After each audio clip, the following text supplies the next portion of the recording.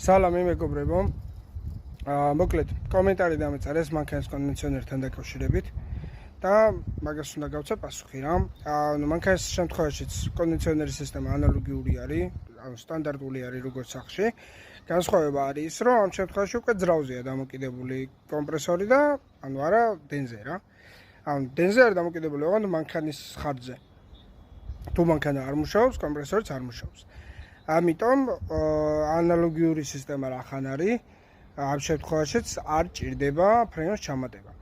ერთადერთი განსხვავება ამ მიმართულებითაც არის ის, რომ მილები გამოიყენება ამ შემთხვევაში უკვე რეზინის და არა მეტალის, ახლა შემთხვევაში გამოიყენება მეტალის და ვიბრაციის დროს გადამესადგელები რაც არის, ანუ ეგრეთ წოდებულ ხამუთებს რო უჭერენ ხოლმე მაგ ადგილებში სკდება რა დროთა განმავლობაში, იმიტომ რომ გზები არ არის ისე მოწესრიგებული როგორც უნდა იყოს, ბევრი ამოთხრილი ადგილებია, ბევრი ხრეშიანი გზები არის და ამიტომ მარტივად დაზიანებადია რა.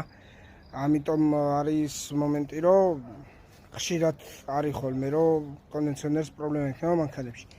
და კიდე ერთი გასათვალისწინებელი მომენტი არის ის, რომ თუ აქ შემთხვევაში ვინმე მკითხათ, რომ უნდა ჩავამატოთ ფრეონი, ანუ ფრეონი კი არ უნდა ჩავამატოთ, ჯერ პრობლემა უნდა მოაგვარო, მერე უნდა ჩავამატოთ ფრეონი.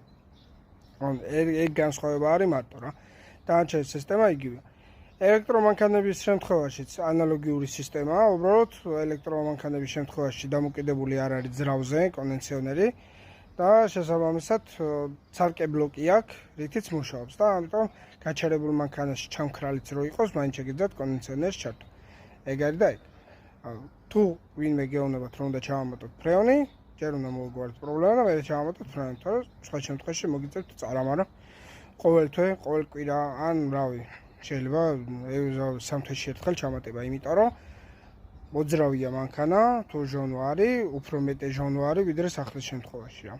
და სისტემა განსხვავებული რეალურად არის. მადლობა.